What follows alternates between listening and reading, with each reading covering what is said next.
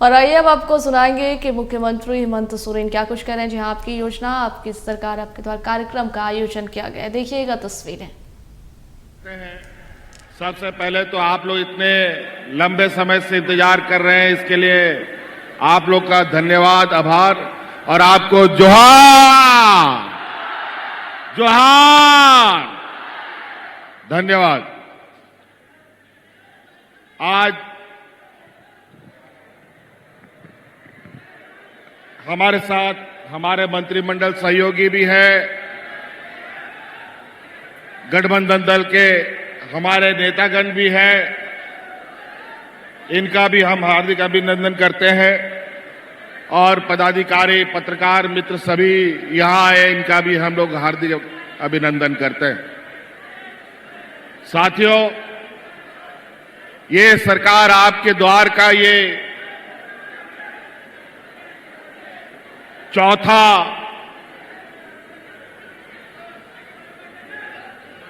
चरण है।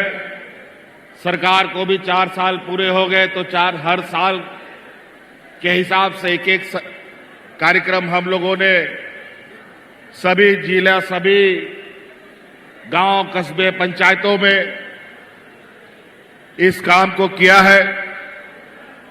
और जैसे कि मैं आप सब लोगों को पहले भी बता चुका हूं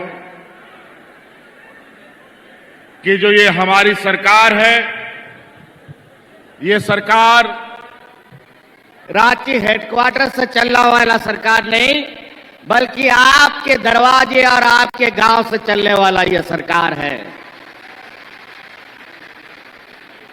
इसलिए सरकार आपके द्वार का कार्यक्रम हम लोगों ने निरंतर चलाया है और इसीलिए ये कार्यक्रम हमें शुरू करना पड़ा कि आज भी हमारा गांव देहात इतना दुर्गम जगहों पर है, जहां का गरीब गुरुआ लोग ब्लॉक ऑफिस नहीं देखा है,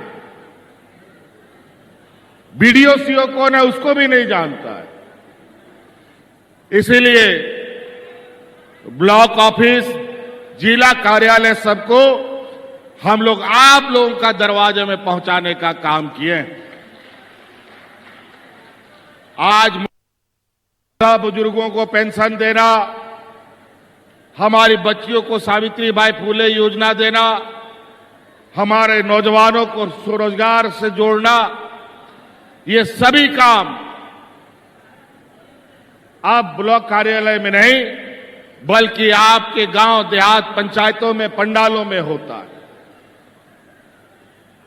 सड़क हो या ना हो, नदी में पुल हो या ना हो, पदाधिकारी को स्पष्ट निर्देश है कि आपको फलना फलना गांव में जाना है और लोगों का समस्या सुनना है। और इसके लिए चाहे उसको बैलगाड़ी में जाना हो, चाहे वो ट्रैक्टर में जाना हो, चाहे उसको मोटरसाइकिल में जाना हो या साइकिल में जाना हो, उसको जाना तय है। आज हमारे इस कार्यक्रम में विशेष रूप से हम लोगों ने इस राज्य की आधी आबादी जो हम लोगों की है, महिलाओं को लेकर हम लोगों ने कई महत्वपूर्ण निर्णय लिए हैं।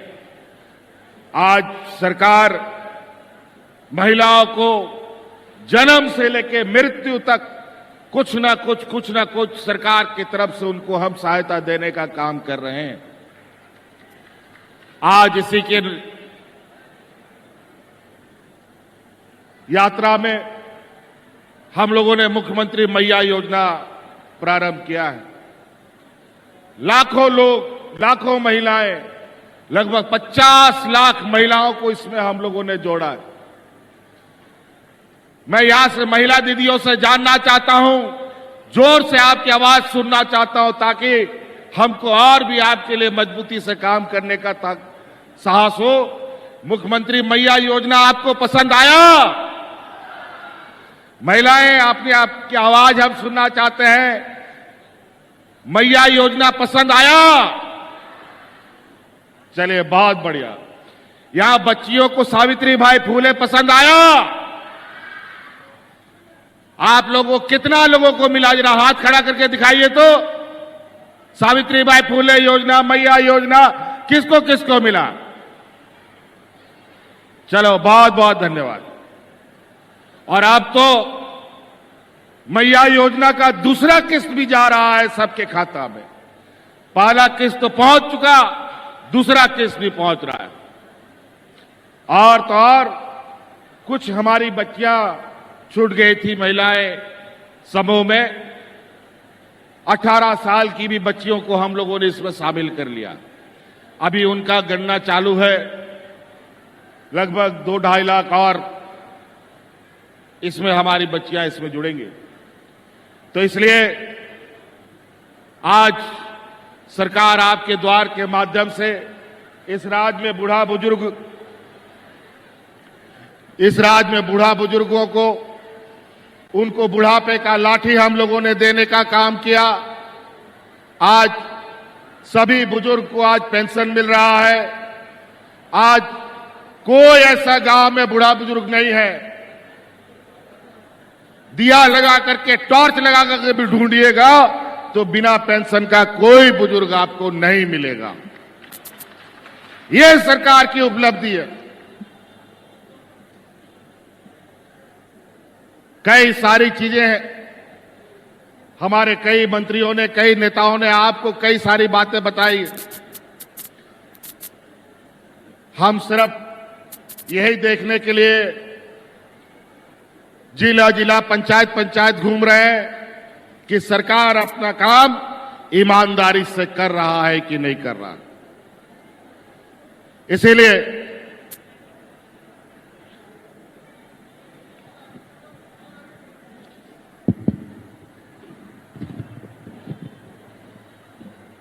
आज हमारे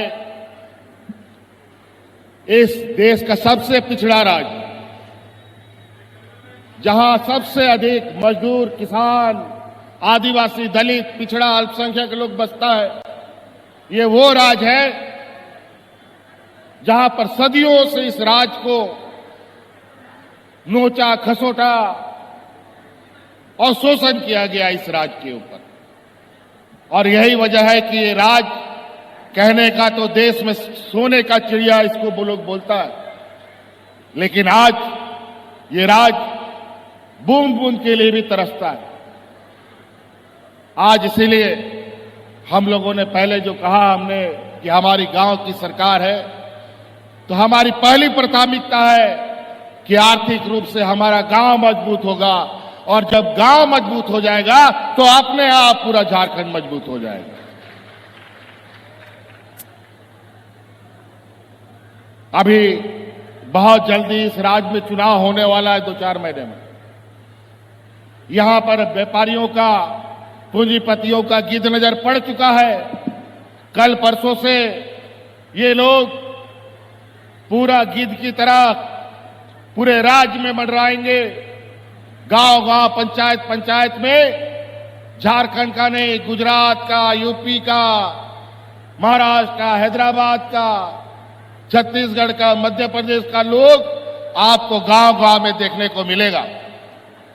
और धन बल के दम पर भीड़ इकट्ठा करके जाति धर्म का सांप्रदायिक जहर आप लोगों के बीच में घोलने का काम करेगा।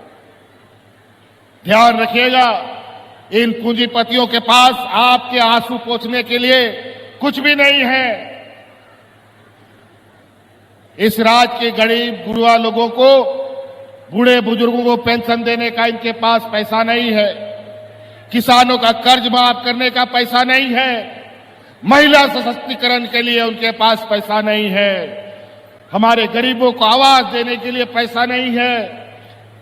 लेकिन अपने व्यापारी मित्रों को अरबों खरबों रुपया माफ करने का इनके पास अरबों खरबों रुपया पड़ा रहता है। और इनके अरबों व्यापारी मित्र पैसा कौड़ी लेकर के भाग जाता है। अभी लगातार आप सुन रहे होंगे, अभी एक एक नेता, एक एक मंत्री अलग अलग, कोई अगर मध्य प्रदेश से, कोई असम से, कोई छत्तीसगढ़ से मुख्यमंत्री आकर के यहां उलूल जुलूल बक करके जाते हैं, हिंदू मुस्लिम करके जाते हैं, घुसपैठिए करके जाते हैं, बांग्लादेशी घुसपैठिए करके जाते हैं। मैं इनको पूछना चाहता हूं कि अगर आप बांग्लादेशी घुसपैठी करते हो तो अदानी का पावर प्लांट का बिजली किस देश को जाता है, ये बताने का कृपा करो झारखंड प्रदेश के लोगों को।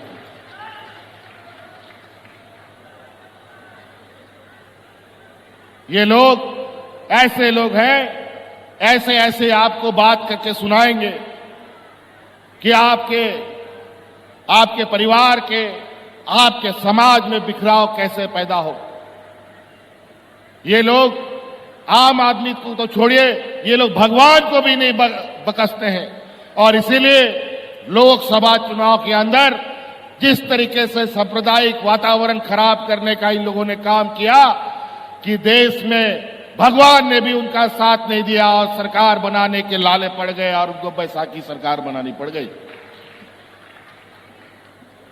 आज हम यहां के गरीबों को, बुजुर्गों का लाठी बुढ़ापे का होता है वो देने का काम करते हैं, महिलाओं को मजबूत करने का काम करते हैं, नौजवानों को मजबूत करने का काम करते हैं, बच्चियों के लिए अच्छे स्कूल बनाने का काम करते हैं।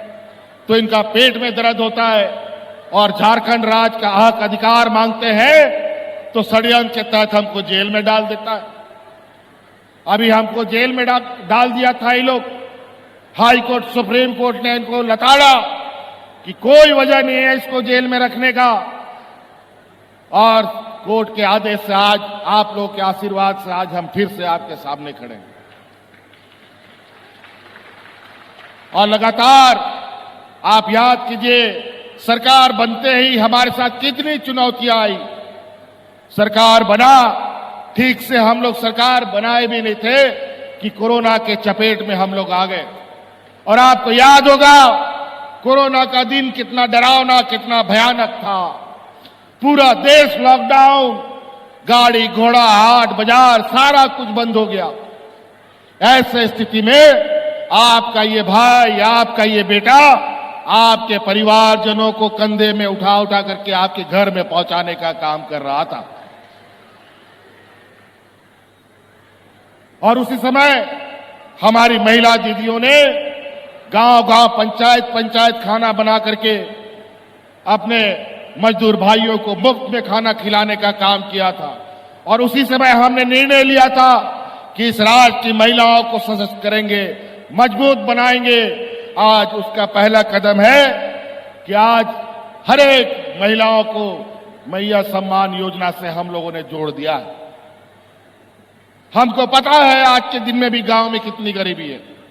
छोटा छोटा काम के लिए, बच्चों को पढ़ाई के लिए, इलाज के लिए कभी कभी महाजनों से उधारी लेना पड़ता है, कर्जा लेना पड़ता है।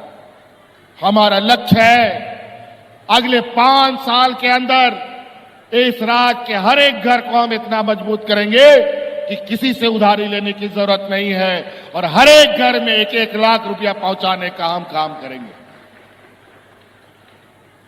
आज गांव देहात की स्थिति हमसे छुपी नहीं है। आज पेंशन, सम्मान राशि, शिक्षा, आज आपके लिए तो बिजली का भी हम लोगों ने 200 यूनिट फ्री कर दिया और गरीबों का जो बिजली का बकाया है वो भी माफ कर देने का हम लोगों ने काम कर दिया।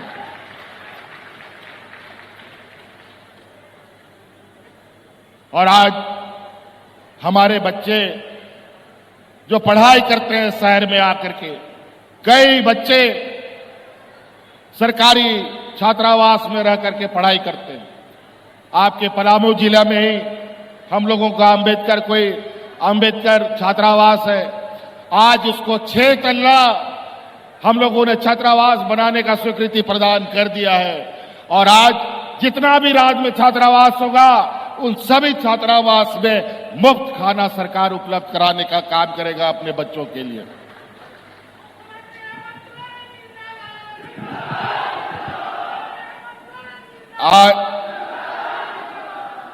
अभी चुनावी साल भी है। हमको पता चला है कि केंद्र सरकार ने अभी जिसके लिए मांग करते करते नाक रगड़ते रगड़ते हम लोग थक गए, लेकिन गरीबों का पैसा बकाया नहीं दिया। प्रधानमंत्री आवास का जो पैसा केंद्र सरकार का हिस्सा है वो नहीं मिला, और उसी संकल्प को पूरा करने के लिए हम लोगों ने आबू आवास चलाया, जहां प्रधानमंत्री आवास के माध्यम से 8 लाख गरीबों को हम लोग चिन्हित किया था। आबू आवास के माध्यम से हम लोगों ने 20 लाख गरीबों को आवास देने का हम लोगों ने चिन्हित करना का काम किया है, और उसको चलाया। जब हम लोगों ने प्रारंभ कर दिया, लोगों को आवास भी मिलने लगा, तो ये आज केंद्र से जो बकाया राशि है 4 साल के बाद भुगतान कर रहे हैं। कहां से इनको आज गरीब की याद आ गई? 4 साल मांगते मांगते रह गए, क्यों नहीं हमें प्रधानमंत्री आवास का पैसा मिला? जब हम लोगों ने आबू आवास शुरू कर दिया, तब ये अपना पैसा हमें वापस कर रहे हैं। अजीब हालत, जब मर जाए आदमी उसके बाद आप पैसा देके क्या कीजिएगा? ऐसा पैसा का क्या काम जिससे हमारा परिवार छीन ले? आम दिना लोग, जब डबल इंजन की सरकार थी, लोग राशन कार्ड हाथ में लेकर के भाग भाग करके मर गया। लेकिन कोरोना जैसा महामारी आया और हम लोगों ने एक भी मजदूर को भूख से मरने नहीं दिया।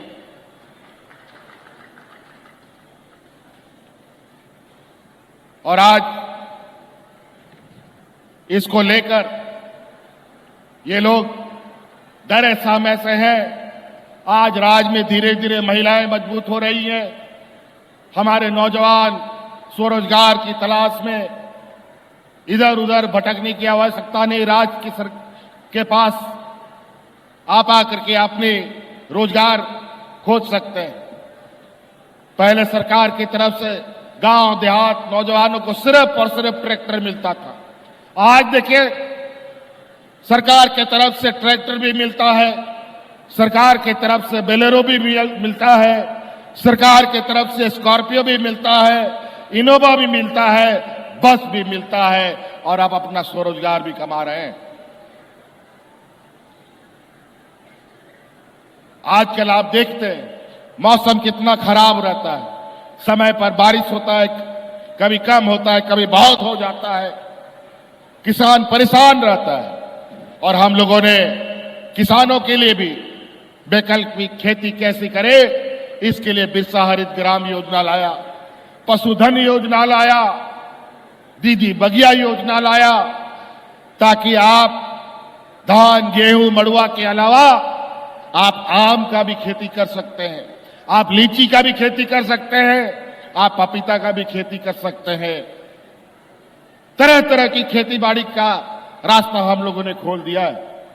आज के दिन में भी लोग आम खाते हैं, पपीता खाते हैं, लीची खाते हैं, अमरूद खाते हैं, और लोग आज मांस मछली भी खाते हैं, दूध भी पीते हैं। लेकिन आज आपको बताएं कि हमारे राज्य में मांस मछली भी दूसरे राज्य से आता है, अंडा भी दूसरे राज्य से आता है, आम लीची अमरूद ये सब भी दूसरा राज्य से आता है।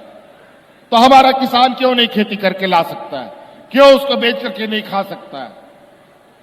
निश्चित रूप से आप वैकल्पिक खेती के माध्यम से भी अपना आर्थिक आय बढ़ा सकते हैं। अपने बाल बच्चों को पढ़ाने की चिंता अब आपको बहुत करने की आवश्यकता नहीं है। विशेषकर बच्चियों के लिए गरीब गुरुआ लोग बेटी को बोझ समझता है, 10वां 11वां ठीक से पढ़ाई नहीं करती, उसके लिए दूल्हा ढूंढने लगता है। अभी काम बंद कर दीजिए, अब बेटियां बोझ नहीं बल्कि बेटियां हम लोग की संपत्ति बन के घर में रहेगी, उसकी पढ़ाई लिखाई का सारा खर्चा राज्य सरकार उठाएगी। अब आपको बच्चियों को पढ़ाने की चिंता नहीं है।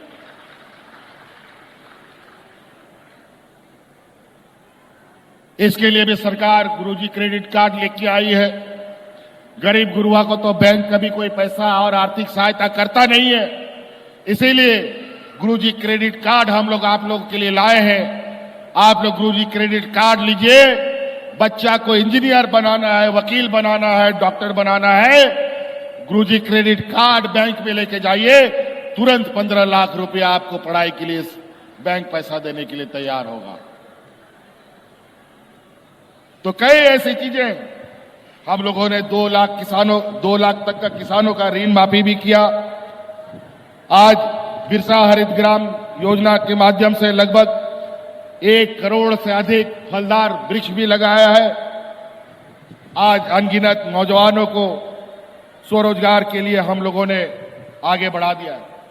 साथ साथ में हमारे साथ काम करने वाले लोग जो आंगनबाड़ी सेविका होता है, पारा टीचर होते हैं, जल सहिया होती है, स्वास्थ्य सहिया होती है, सबके मानदेय को हम लोगों ने 100-200% बढ़ा दिया।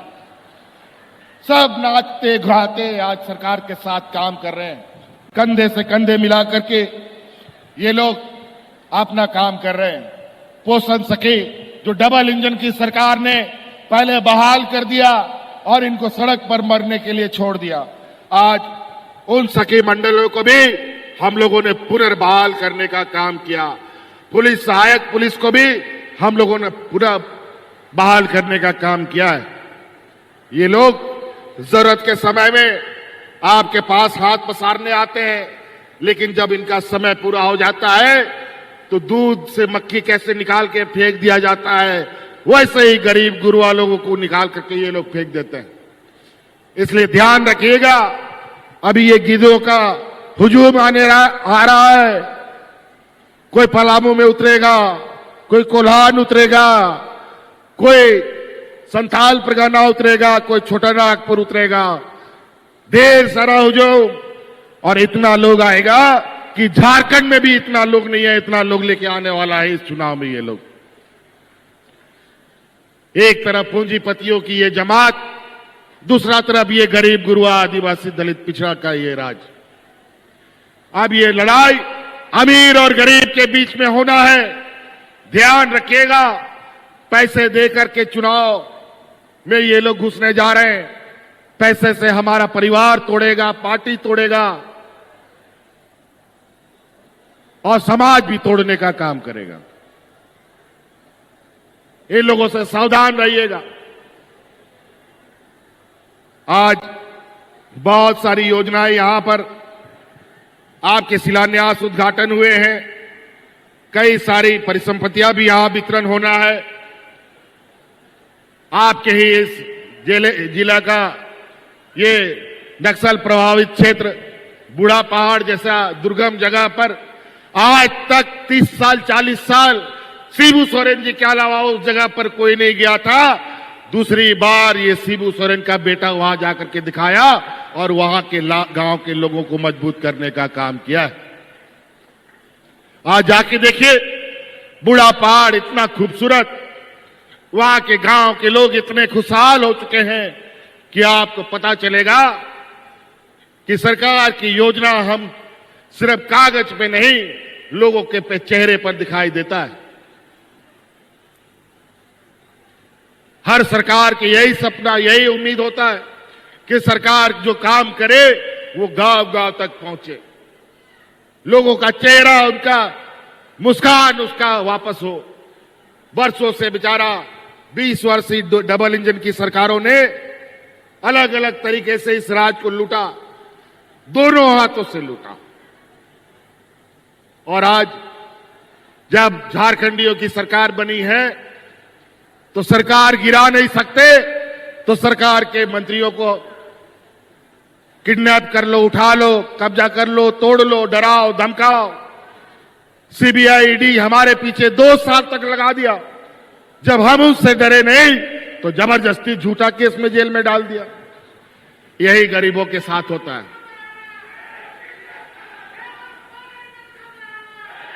गरीब गुरुआ लोगों के साथ हमेशा ऐसा होता है। लेकिन चिंता मत कीजिए, जब आप लोगों का, इस राज्य का गरीब गुरुआ महिलाओं का आशीर्वाद हमारे साथ है तो इनका कोई भी ताकत मेरा बाल बाका नहीं कर सकता।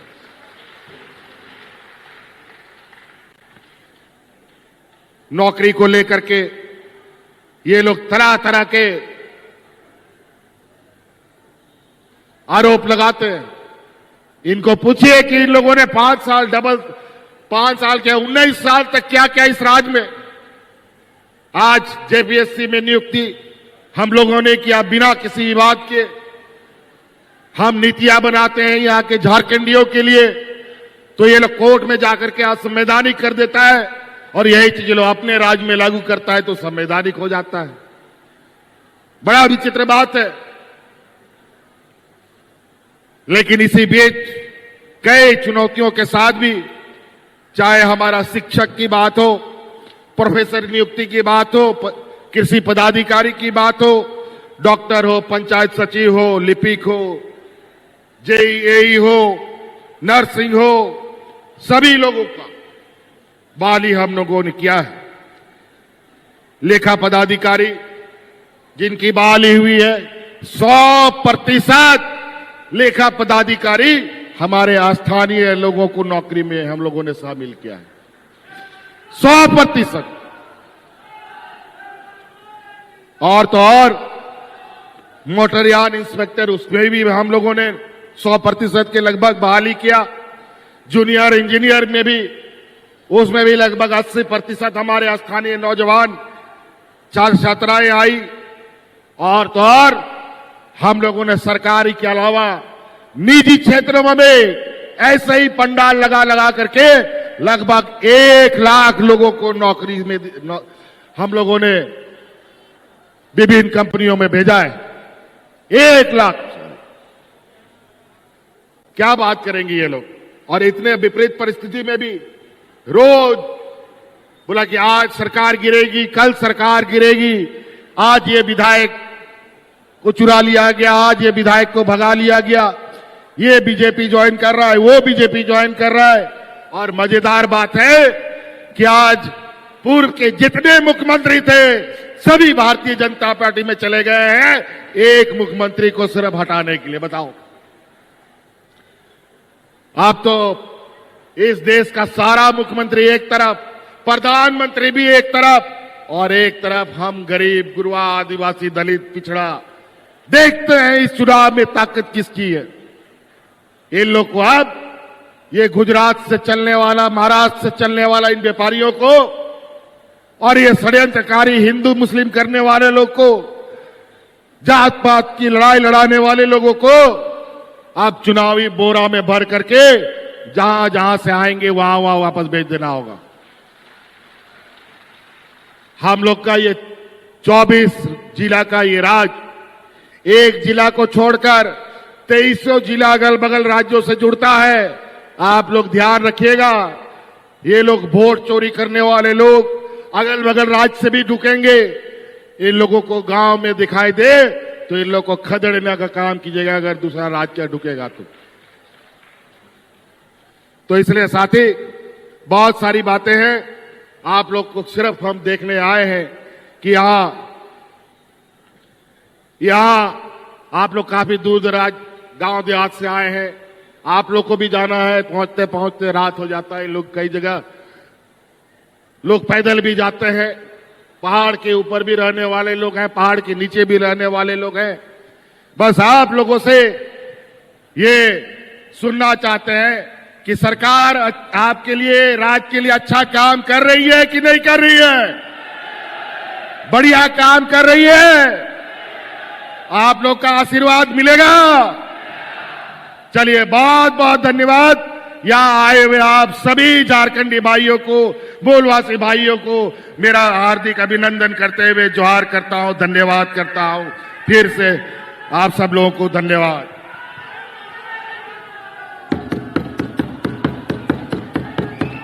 जोरदार तालियां, जोरदार तालियों के साथ बहुत बहुत धन्यवाद और आभार माननीय मुख्यमंत्री जी का, आपके आशीर्वचनों के लिए, आपकी शुभकामनाओं के लिए, आपकी गरिमामय उपस्थिति के लिए।